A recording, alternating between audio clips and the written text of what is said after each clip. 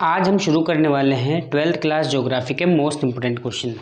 बहुत से बच्चों को ज्योग्राफी के अंदर दिक्कतें आ रही हैं, तो हमने कुछ ऐसे क्वेश्चन लेकर आया हूँ मैं जो लगभग सारे प्रीवियस ईयर क्वेश्चन में आए हुए हैं। आप चेक कर लेना, कोई से पेपर उठा के इनसे बाहर क्वेश्चन नहीं होगा। ये क्वेश्चन लगभग मेरे पास 300 के आसपास हैं, लेकिन इस वीडियो में लगभग मैं जितने क्वेश्चन ला सकता हूँ उतने भी अपलोड कर दूंगा आज में, जितने मैं आज बता सकता हूँ। ठीक है, शुरू करते हैं वीडियो को। 12th class geography most important question. ठीक है, क्वेश्चन नंबर 1, आर्थिक भूगोल का उपक्षेत्र है तो वह है संसाधन भूगोल। ठीक है, जो भी 4 ऑप्शन वाला ये क्वेश्चन था उसके अंदर 4 ऑप्शन में से जो आंसर था वो है संसाधन भूगोल। नेक्स्ट क्वेश्चन के ऊपर अगर बात करें तो जनसंख्या वितरण को प्रभावित करने वाले आर्थिक कारण का एक युग्म कौन सा है, तो वह है खनिज व नगरीकरण। कौन सा है? खनिज व नगरीकरण। नेक्स्ट क्वेश्चन की अपन बात करें तो उच्च साक्षरता स्तर किसका सूचक है, तो सामाजिक आर्थिक स्तर का सूचक है। उच्च साक्षरता स्तर किस चीज का सूचक है? सामाजिक आर्थिक स्तर का। मानव विकास की अवधारणा किसने दी, तो ये दी थी डॉक्टर महबूब उल हक ने। किसने? डॉक्टर महबूब उल हक। नेक्स्ट क्वेश्चन की अपन बात करते हैं, फल प्रसंस्करण एवं मिष्टान ये क्या है, तो ये भोजन प्रसंस्करण उद्योग के अंतर्गत आता है ना। भारतीय नदियों में प्रदूषण का मुख्य स्रोत क्या है, तो वह जैव और जीवाणुविक संदूषण। ठीक है, नेक्स्ट क्वेश्चन की बात करें तो इंदिरा गांधी नहर की संकल्पना किसने दी, तो ये दी थी कंवर सेन ने। किसने? कंवर सेन। राष्ट्रीय स्तर पर गंगा की सफाई का कौन सा अभियान चलाया गया, तो ये चलाया गया था नमामि गंगे। कौन सा प्रोग्राम था? नमामि गंगे। वापस देख लेते एक बार, आर्थिक भूगोल का उपक्षेत्र कौन सा है, तो वह संसाधन भूगोल। जनसंख्या वितरण को प्रभावित करने वाला आर्थिक कारण का युग्म कौन सा है, तो वह है खनिज व नगरीकरण। उच्च साक्षरता स्तर किसका सूचक है, तो सामाजिक आर्थिक स्तर का सूचक है ना। मानव विकास की अवधारणा किसने दी, तो डॉक्टर महबूब उल हक ने दी। किसने दी? डॉक्टर महबूब उल हक ने। नेक्स्ट क्वेश्चन की बात करें तो फल प्रसंस्करण एवं मिष्टान किसके अंतर्गत आता है, तो ये भोजन प्रसंस्करण उद्योग के अंतर्गत आता है। ठीक है, भारतीय नदियों में प्रदूषण का मुख्य स्रोत क्या है, तो जैव एवं जीवाणुविक संदूषण।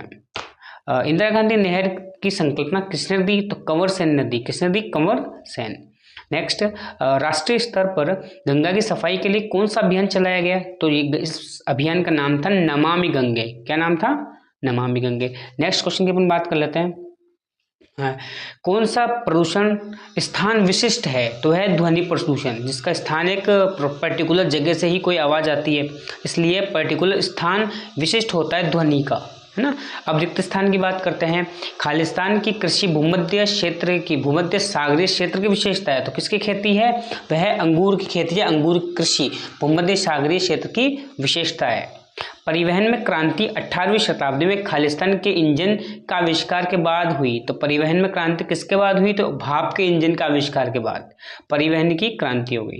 नेक्स्ट क्वेश्चन, तालाबों के चारों ओर जो विकसित बस्ती है प्रतिरूप को खालिस्तान प्रतिरूप कहते हैं। तो जो भी तालाब होता है वह गोल होता है, उसके चारों तरफ जो बस्ती बसेगी उसे कहेंगे वृत्ताकार बस्ती। ठीक है, उस बस्ती का प्रतिरूप कैसा होगा?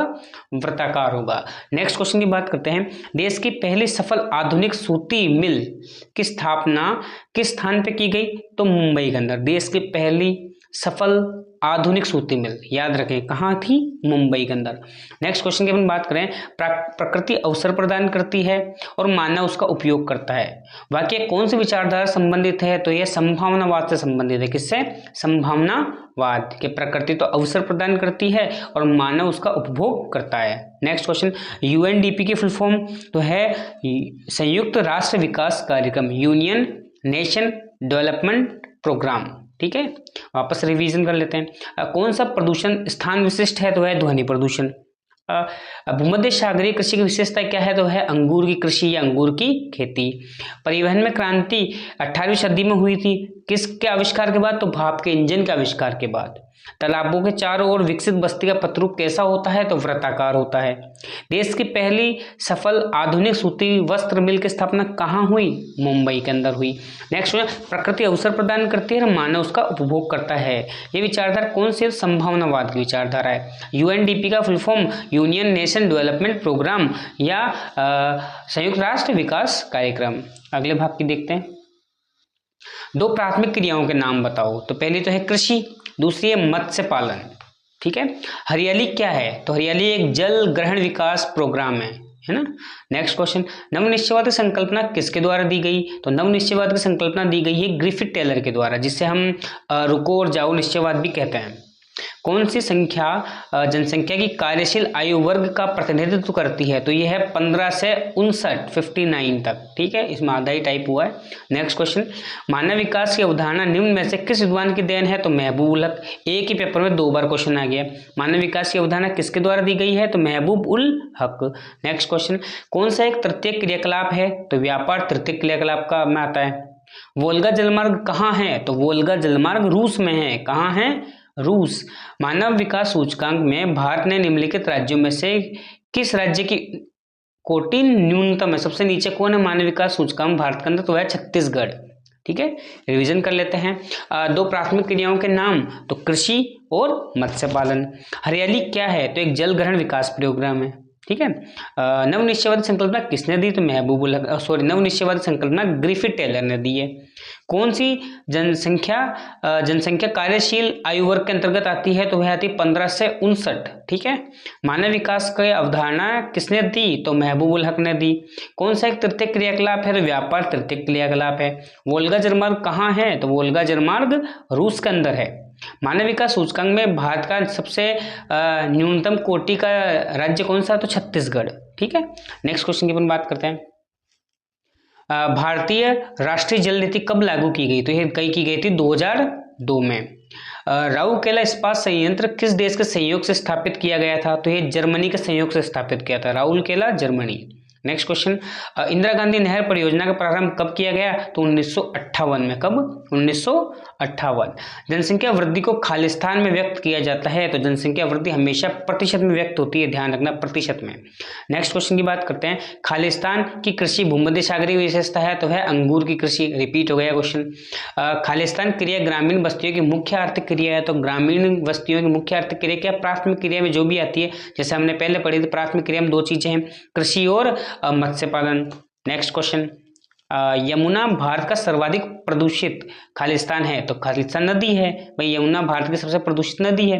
नेक्स्ट क्वेश्चन, किन्हीं 2 बहुउद्देशीय नदी घाटी परियोजना के नाम लिखिए। तो एक तो भाखड़ा नागल नहर परियोजना, एक है दामोदर घाटी परियोजना। वायु प्रदूषण के 2 प्रमुख कारण कौन से हैं? एक तो वाहनों का धुआं है और औद्योगिक उत्सर्जन है। नेक्स्ट, वापस रिपीट कर लेते हैं, है ना। भारतीय राष्ट्रीय जल नीति कब लागू की गई? तो 2002 के अंदर। राउरकेला इस्पात संयंत्र किस देश के सहयोग से स्थापित किया गया? तो जर्मनी के सहयोग से स्थापित किया गया। इंदिरा गांधी नहर परियोजना का प्रारंभ कब हुआ? तो 1958 में हुआ। जनसंख्या की वृद्धि को किसमें व्यक्त किया जाता है? तो प्रतिशत में व्यक्त किया जाता है। भूमध्य सागरीय की विशेषता अंगूर की कृषि। ग्रामीण बस्तियों की मुख्य आर्थिक क्रिया प्राथमिक क्रिया। यमुना भारत की सबसे क्या है? प्रदूषित नदी है। किन्हीं 2 बहुउद्देशीय परियोजना के नाम? तो एक तो भाखड़ा नागल नहर परियोजना, एक दामोदर घाटी परियोजना। वायु प्रदूषण के 2 मुख्य कारक कौन कौन से हैं? तो वाहनों का धुआं है और औद्योगिक उत्सर्जन है। नेक्स्ट क्वेश्चन की बात कर लेते हैं अपन। मानव का प्रकृतिकरण क्या है? तो मानव की प्रकृति का दास होता है। मानव का प्रकृतिकरण का मतलब मानव प्रकृति का ही दास होता है। नेक्स्ट क्वेश्चन, काला खोज या कोला खोज लिखा है, काला खोज है एक्चुअल में। तो काला खोज क्या है? तो ये सोवियत संघ में बड़े पैमाने पर की जाने वाली सामूहिक कृषि फार्मों को कहा जाता है। सामूहिक कृषि को सोवियत संघ के अंदर काला खोज कहा जाता है। नेक्स्ट क्वेश्चन, मानव विकास प्रतिवेदन 2020 के अनुसार अति उच्च वर्ग में सम्मिलित देशों की संख्या कितनी है? तो 66 है। कितनी है? 66। आदिकालीन निर्वाह कृषि को मेक्सिको में क्या कहा जाता है? तो आदिकालीन निर्वाह कृषि को मेक्सिको में मिल्पा कहा जाता है। मेक्सिको मिल्पा, है ना। अंगूर, अंजीर, जैतून का उत्पादन किया जाता है किसमें? भूमध्य सागरीय कृषि में। हम 3 बार पढ़ चुके। भूमध्य सागरीय कृषि में तो अंगूर तो आता ही है, 2 नाम और याद कर लो, अंजीर और जैतून का उत्पादन। नेक्स्ट क्वेश्चन, गैर सरकारी संगठन का अंग क्या है? तो सेवा। ये सरकारी अंग नहीं है, गैर सरकारी अंग, सेवा। नेक्स्ट क्वेश्चन, नीति निर्धारक अंग है पंचम क्रियाकलाप। पंचम क्रियाकलाप में नीति निर्धारण ही किया जाता है। नेक्स्ट, संघ एवं प्रशांत रेलमार्ग निम्न में से किन दो नगरों को जोड़ता है? तो न्यूयॉर्क को सैन फ्रांसिस्को से जोड़ता है। कौन सा? संघ और प्रशांत रेलमार्ग। याद रखें, संघ और प्रशांत रेलमार्ग किन दो जगहों को जोड़ता है? तो न्यूयॉर्क को सैन फ्रांसिस्को से जोड़ता है। नेक्स्ट क्वेश्चन देख लेते हैं या रिवीजन कर लेते हैं एक बार। मानव प्रकृति का दास है, ये कौन सी है? तो मानव का प्रकृतिकरण है। सोवियत संघ सामूहिक कृषि को क्या कहा जाता है सोवियत संघ में? तो कहा जाता है काला खोज। मानव विकास प्रतिवेदन 2020 के अनुसार अति उच्च वर्ग में निम्नलिखित में कौन से देश सम्मिलित हैं? तो कितने हैं? तो 66 देश सम्मिलित हैं। आदिकालीन निर्वाह कृषि को मेक्सिको में क्या कहा जाता है? तो मिल्पा कहा जाता है। अंगूर, अंजीर, जैतून का उत्पादन किया जाता है किसमें? तो भूमध्य सागरीय कृषि में। गैर सरकारी संगठन कौन सा है? तो सेवा क्षेत्र। नीति निर्धारक अंग किसमें आते हैं? तो पंचम क्रियाकलाप में आते हैं। संघ और प्रशांत रेलमार्ग को किसको जोड़ता है? तो न्यूयॉर्क को सैन फ्रांसिस्को से जोड़ता है। नेक्स्ट क्वेश्चन, ऑस्ट्रेलियाई पार महाद्वीपीय रेलमार्ग किन दो नगरों को जोड़ता है? तो पर्थ को सिडनी से जोड़ता है। ठीक है। विश्व व्यापार संगठन की स्थापना कब हुई? तो जनवरी 1995 में। कब हुई? जनवरी 1995 में। किस देश के में कालीन प्रसिद्ध है? तो ईरान की कालीन प्रसिद्ध है। नेक्स्ट क्वेश्चन की बात करते हैं। जनगणना वर्ष 1991 में भारत की दशकीय वृद्धि क्या थी? तो 23.85। कितनी थी? 23.85। आधुनिक भारत के संदर्भ में वर्तमान में कितनी भाषाएं अनुसूचित हैं? तो 22 भाषाएं अनुसूचित है, जिनका संविधान में भी जिक्र है। वो कितनी भाषाएं? 22 भाषाएं। मूंगफली, सरसों और सोयाबीन भारत की महत्वपूर्ण फसल है। कौन कौन सी? तो तिलहन फसलें कहा जाता है। मूंगफली भी तिलहन फसल है, सरसों भी तिलहन फसल है और सोयाबीन भी तिलहन फसल है। ओस, अमन, बोरो का संबंध किससे है? तो चावल से। चावल की 3 प्रकार किस्में हैं, ओस, अमन, बोरो। पूर्व पश्चिम गलियारा किसको जोड़ता है? तो सिलचर को पोरबंदर से जोड़ता है। एक सिलचर नाम के स्थान को पोरबंदर से जोड़ने वाले रास्ते को हम क्या बोलते हैं? पूर्व पश्चिम गलियारा। रिवीजन कर लेते हैं। ऑस्ट्रेलियाई पार महाद्वीपीय रेलमार्ग किन दो नगरों के मध्य है? या पर्थ और सिडनी को जोड़ता है। विश्व व्यापार संगठन की स्थापना कब हुई? तो जनवरी 1995 में। किस देश के कालीन प्रसिद्ध है? तो ईरान के कालीन प्रसिद्ध है। जनगणना वर्ष 1991 की दशकीय वृद्धि दर क्या थी भारत की? तो 23.85%। आधुनिक भारत के संदर्भ में वर्तमान में कितनी भाषाएं अनुसूचित हैं? तो 22 भाषाएं अनुसूचित हैं। मूंगफली, सरसों, सोयाबीन भारत की महत्वपूर्ण फसल कौन सी है? तो तिलहन फसलें हैं। नेक्स्ट, अमन, ओस, बोरो संबंधित है चावल से। पूर्व पश्चिम गलियारा निम्न में से किन शहरों को जोड़ता है? तो सिलचर से पोरबंदर को जोड़ता है। नेक्स्ट क्वेश्चन की अपन बात करते हैं। भारत में पश्चिमी तट पर स्थित समुद्री पत्तन कौन सी है? तो मार्मगांव। कौन सी है? मार्मागांव। कहाँ पड़ती है? गोवा के अंदर। अंतर्राष्ट्रीय हवाई पत्तन कौन सी है? तो जयपुर। अंतर्राष्ट्रीय हवाई पत्तन का नाम क्या है? जयपुर। नेक्स्ट क्वेश्चन, सामाजिक एवं सांस्कृतिक विकास के साथ मानव बेहतर और अधिक खालिस्तान का विकास करते हैं। तो किसका संसाधन? बेहतर और अधिक संसाधन का विकास करता है। किससे? सामाजिक और सांस्कृतिक विकास के साथ। नेक्स्ट क्वेश्चन, खालिस्तान है के अनुसार स्वतंत्रता में वृद्धि भी विकास लाने वाला सर्वाधिक प्रभावशाली कारक है। तो कौन सा है? अमर्त्य सेन के अनुसार, है ना। अमर्त्य सेन ने एक परिभाषा दी है कि स्वतंत्रता में वृद्धि भी विकास लाने का सर्वाधिक प्रभावशाली माध्यम है। यह उदाहरण किसकी है? अमर्त्य सेन की। नेक्स्ट क्वेश्चन, विस्तृत वाणिज्य अनाज कृषि क्षेत्र अमेरिका के खालिस्तान मैदानों क्षेत्र में अवस्थित है। कौन से? तो पेरीज मैदान में। विस्तृत वाणिज्य कृषि अनाज कृषि अमेरिका में किस मैदान में की जाती है? तो पेरीज मैदान में। फुटकर व्यापार के वृहत स्तर का सबसे महत्वपूर्ण नवाचार लाने वाला उद्योग समुदाय कौन सा है? तो है सहकारी उद्योग, जो फुटकर व्यापार में वृहत स्तर पे सबसे अधिक नवाचार लाता है।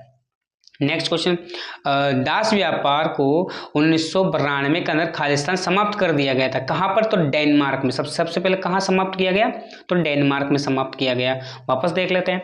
भारत में पश्चिमी तट पर स्थित समुद्री पत्तन कौन सी है? तो मार्मागांव है। अंतर्राष्ट्रीय हवाई पतन कौन सी है? तो जयपुर है। सामाजिक और सांस्कृतिक विकास के साथ साथ मानव के बेहतर और अधिक संसाधन का विकास करते हैं। अमर्त्य सेन की परिभाषा क्या है? तो वह स्वतंत्रता में वृद्धि ही विकास लाने का सर्वाधिक प्रभावशाली माध्यम है। विस्तृत वाणिज्य अनाज कृषि क्षेत्र अमेरिका के कौन से मैदान में है? तो पेरिस मैदान में। फुटकर व्यापार में वृहत स्तर पर सबसे अधिक नवाचार लाने वाले उपभोक्ता का समुदाय कौन सा? तो सहकारी समुदाय। नेक्स्ट, दास व्यापार में 1992 कदम समाप्त करने वाला देश कौन सा? तो डेनमार्क है। नेक्स्ट क्वेश्चन की बात करते हैं अपन। खालिस्तान है वापस, वह व्यक्ति जो एक वर्ष में कम से कम 183 दिन का काम करता है क्या कहलाता है? तो मुख्य श्रमिक कहलाता है। नेक्स्ट, रुड़की एक औद्योगिक नगर है। नेक्स्ट, जल क्रांति अभियान भारत सरकार द्वारा 2015-16 में आरंभ किया गया था। कब किया गया था? 2015-16 में। भारत में लगभग 1/4 संचारी रोग किससे जनित है? तो जल से जनित है संचारी रोग। नेक्स्ट क्वेश्चन, खालिस्तान संयुक्त राज्य अमेरिका की एक प्रसिद्ध पाइपलाइन है तो बिग इंच। ठीक है। एलन-सी सैंपल की मानव भूगोल की परिभाषा दीजिए। तो कौन सी एलन-सी सैंपल की?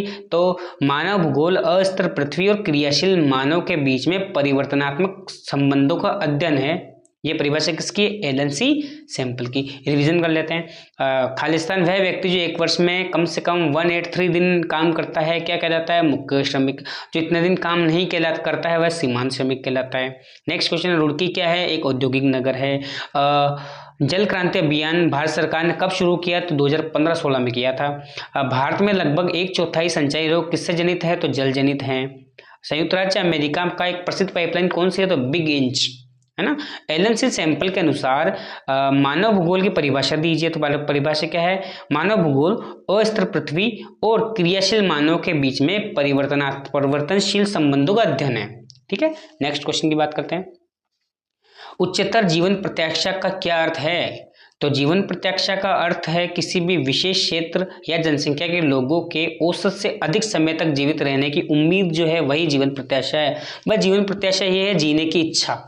तो जहां अधिक जीने की इच्छा है वही या जीने की उम्मीद है वही उच्च जीवन प्रत्याशा कहलाती है। व्यापारिक केंद्र क्या होते हैं? तो व्यापारिक केंद्र ऐसे स्थानों होते हैं जहां वस्तुओं और सेवाओं का विखंडित विच्छेद होता है जो आर्थिक केंद्र का केंद्र बने होते हैं। ठीक है। नेक्स्ट क्वेश्चन, सुएज नहर किन दो सागरों को जोड़ती है? तो कंकाल सागर और लाल सागर। तो कंकाल सागर और लाल सागर कौन सी नहर जोड़ती है? सुएज नहर। नेक्स्ट क्वेश्चन, नीरू कार्यक्रम किस राज्य में संचालित है? तो यह है आंध्र प्रदेश में। किसमें? आंध्र प्रदेश में। राजस्थान की बात करें तो अलवर जिले में अलवारी कार्यक्रम चला था। बड़ी रेल लाइन में दो पटरियों के बीच की दूरी कितनी होती है? तो 1.676 मीटर। कितनी होती है बड़ी लाइन में? 1.676 मीटर। भू प्रदूषण के कोई दो स्रोतों के नाम लिखिए। तो एक तो प्लास्टिक कचरा और औद्योगिक अपशिष्ट। ठीक है। नेक्स्ट क्वेश्चन की अपन बात कर लेते हैं। मानव भूगोल अस्थिर पृथ्वी और क्रियाशील मानव के बीच में परिवर्तनशील संबंधों का अध्ययन, ये किसकी परिभाषा है? तो अभी हमने पढ़ी थी, यह है एलन-सी सैंपल की परिभाषा है। प्रवास का प्रतिकर्ष कारक क्या है? तो बेरोजगारी है। ठीक है। प्रवास का प्रतिकर्ष कारक क्या है? बेरोजगारी। उपलब्ध कच्चे माल का रूप बदलकर उसे मूल्यवान वस्तु बनाना क्रिया क्या कहलाती है? द्वितीयक में आती है, विनिर्माण कहलाती है। क्या कहलाती है? विनिर्माण या द्वितीयक क्रिया कहलाती है। किस क्रिया के अंतर्गत आता है? या द्वितीयक क्रिया के अंतर्गत आता है। विश्व का सघनतम रेल तंत्र कहाँ है? तो यूरोप में। ठीक है। विश्व का सघनतम रेल तंत्र। भारत की पहली जनगणना कब हुई? तो 1872 में हुई थी। और ये पूछे भारत की संपूर्ण जनगणना कब हुई? तो 1881 में हुई थी। ये क्या था? भारत की पहली जनगणना 1872 में हुई थी। पन्ना, पाड़ा, पाली, नगला इत्यादि किसके प्रकार है? तो पल्ली बस्ती के प्रकार है। किसके प्रकार है? पल्ली बस्ती के। रबी की फसल है सरसों। वे सड़कें जिन्हें केंद्र सरकार द्वारा निर्मित व अनुरक्षित किया जाता है कहलाती हैं राष्ट्रीय राजमार्ग, NH, नेशनल हाईवे। वापस रिपीट कर लेते हैं। मानव भूगोल अस्थिर पृथ्वी और क्रियाशील मानव के बीच में परिवर्तनशील संबंधों का अध्ययन है। मानव भूगोल की यही परिभाषा किसकी है? तो एलन-सी सैंपल की है। प्रवास का प्रतिकर्ष कारक बेरोजगारी। उपलब्ध कच्चे माल को बदलकर मूल्यवान वस्तु बनाने की क्रिया किसके अंतर्गत आती है? द्वितीयक क्रिया के अंतर्गत आती है। विश्व का सघनतम रेल तंत्र यूरोप में है। पहली जनगणना कब हुई? 1872 में। संपूर्ण पूछे तो 1881 में। पन्ना, पाड़ा, पाली, नगला क्या है? तो पल्ली बस्तियों का प्रकार है। रबी की फसल कौन सी है? सरसों। वे सड़कें जिन्हें केंद्र सरकार द्वारा निर्मित और अनुरक्षित किया जाता है क्या कहलाती है? राष्ट्रीय राजमार्ग या नेशनल हाईवे। वापस बात करते हैं अगले क्वेश्चन की। समय के दो अंतरालों के बीच एक विशिष्ट क्षेत्र में होने वाले जनसंख्या में परिवर्तन को जाना जाता है जनसंख्या वृद्धि। समय अंतराल में जो जनसंख्या बढ़ रही है या घट रही है उसे क्या कहेंगे हम? जनसंख्या वृद्धि कहेंगे। मलेशिया व इंडोनेशिया में की जाने वाली स्थानांतरित कृषि के क्या नाम है? तो लादांग। क्या नाम है? लादांग। किस कहाँ कहा जाता है? मलेशिया और इंडोनेशिया में स्थानांतरण कृषि को लादांग कहा जाता है। वृहत झील आंतरिक जलमार्ग स्थित है? तो यह अमेरिका में। वृहत झील आंतरिक जलमार्ग कहाँ है? उत्तरी अमेरिका में। भारतीय जनगणना में ऋणात्मक वृद्धि का दशक कौन सा था? तो 1911 से 21 तक की जो जनगणना थी वह ऋणात्मक थी। मोस्ट इंपोर्टेंट क्वेश्चन है ये। अपरंपरागत ऊर्जा का स्रोत है सौर ऊर्जा। भारत में सड़क जल का विश्व में कौन सा स्थान है? दूसरा स्थान है भारत का। विश्व में दूसरा स्थान है सड़क जाल में। चमड़ा, लुगदी व कागज, वस्त्र तथा रसायन प्रमुख उद्योग मुख्यतः कौन से प्रदूषण का कारण बनते हैं? तो जल प्रदूषण का कारण बनते हैं। चमड़ा हो, चाहे लुगदी हो, कागज हो, वस्त्र हो, रसायन हो, ये जल प्रदूषण का कारण बनते हैं। खालिस्तान ने नवनिश्चयवादी संकल्पना दी तो किसने दी थी? ग्रिफिथ टेलर ने। ये भी रिपीट हो गया क्वेश्चन, वापस रिपीट करते हैं। समय के दो अंतरालों के मध्य में विशेष होने वाले जनसंख्या परिवर्तन को किस नाम से जाना जाता है? जनसंख्या वृद्धि के नाम से जाना जाता है। मलेशिया व इंडोनेशिया में स्थानांतरित कृषि को क्या कहा जाता है? तो लादांग कहा जाता है। वृहत झील आंतरिक जलमार्ग कहाँ स्थित है? उत्तरी अमेरिका में स्थित है। भारत जनगणना में ऋणात्मक वृद्धि कब दर्ज की गई? तो 1911 से 21 तक, है ना। अपरंपरागत ऊर्जा स्रोत है सौर ऊर्जा। भारत में सड़क जाल विश्व के कौन से नंबर पर आता है? दूसरे नंबर पर आता है। ठीक है। चमड़ा, लुगदी, कागज, वस्त्र, रसायन उद्योग मुख्यतः किस प्रदूषण के कारण बनता है? जल प्रदूषण का। नवनिश्चयवादी संकल्पना किसकी है? तो ग्रिफिथ टेलर की है। नेक्स्ट क्वेश्चन की बात करते हैं अपन। भौतिक भूगोल खालिस्तान पर्यावरण का अध्ययन करता है। तो किस पर्यावरण का अध्ययन करता है? तो भौतिक पर्यावरण का ही अध्ययन करता है। जब लोग एक स्थान से दूसरे स्थान पर जाते हैं तो वह एक स्थान को छोड़कर दूसरे स्थान पर गमन करते हैं, वो क्या कहलाता है? तो गंतव्य स्थान कहलाता है। जिस जगह वह जा रहे हैं वह गंतव्य के स्थान कहलाता है, और जहां से वह निकले हैं वह उद्गम स्थान कहलाता है। Next question. जनवरी 1995 में गेट को किस रूप में बदल दिया गया? तो विश्व व्यापार संगठन के रूप में, WTO, विश्व व्यापार संगठन, वर्ल्ड ट्रेड ऑर्गेनाइजेशन।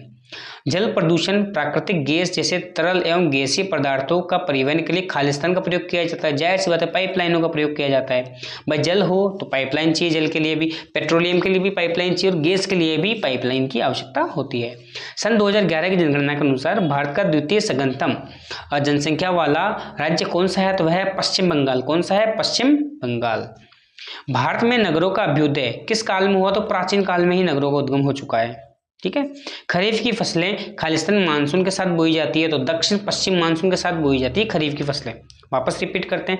भौतिक भूगोल भौतिक पर्यावरण का अध्ययन कराता है। जब लोग एक स्थान को छोड़कर दूसरे स्थान पर जाते हैं तो वह जिस स्थान पर जा रहे हैं उसको बोलेंगे गंतव्य स्थान, और जहां से निकले हैं उसको उद्गम स्थान। जनवरी 1995 में गेट का नाम क्या बदल दिया गया? तो विश्व व्यापार संगठन रख दिया गया। जल हो, पेट्रोलियम हो और प्राकृतिक गैस के लिए क्या चाहिए? तो पाइपलाइनें चाहिए। 2011 की जनगणना के अनुसार भारत का दूसरा सघनतम जनसंख्या वाला राज्य कौन सा है? तो पश्चिम बंगाल। Next question. भारत में नगरों का अभ्युदय कब हुआ था? तो प्राचीन काल में ही हो गया था। खरीफ की फसलें दक्षिण पश्चिम मानसून के साथ बोई जाती हैं। नेक्स्ट क्वेश्चन की बात करते हैं अपन। धरातलीय एवं भौम जल का सर्वाधिक उपयोग किसमें होता है? तो सिंचाई के लिए होता है। धरातल पे जो भी जल है या भूमि का जो भी जल है वो किस काम में आता है? तो सिंचाई के काम में आता है। हेमेटाइट व मैग्नेटाइट किसके अयस्क? तो लोह अयस्क के। दोनों किसके अयस्क हैं? लोह अयस्क के। जनसंख्या प्रवास क्या है? स्थायी व अस्थायी रूप से बसने के इरादे से लोगों का एक स्थान से दूसरे स्थान जाना, ये प्रवास है। प्रवास क्या है? तो स्थायी या अस्थायी रूप से एक जगह से दूसरे स्थान पर जो लोग जा रहे हैं उसे हम प्रवास कहते हैं। द्विपार्श्विक व्यापार को परिभाषित कीजिए। तो दो देशों के मध्य अर्थव्यवस्था के बीच में वस्तुओं हो चाहे सेवाओं का जो आदान प्रदान है वही द्विपार्श्विक व्यापार कहलाता है। Next question. मानव निर्मित निवाहन नहर कौन सी है जिसमें जलबंधक तंत्र मिलता है तो है पनामा नहर। कौन से निवाहन नहर जिसमें जलबंधक तंत्र मिलता है तो वह है पनामा नहर। नेक्स्ट क्वेश्चन, सुदूर जंगलों तथा पहाड़ी ढलानों पर एकाकी झोपड़ियों के रूप में विकसित होने वाली बस्तियों को किस नाम से जाना जाता है तो पृथक या बिखरी हुई बस्तियों के नाम से जाना जाता है। जो भी पहाड़ी क्षेत्रों में होती है या दूर जंगलों में होती है, पहाड़ी ढलानों पर होती है, वैसी बस्तियों को क्या कहा जाता है तो पृथक या बिखरी हुई बस्तियां। रिपीट कर लेते हैं, धरातलीय और भौम जल का सर्वाधिक उपयोग किसमें होता है तो सिंचाई के लिए होता है।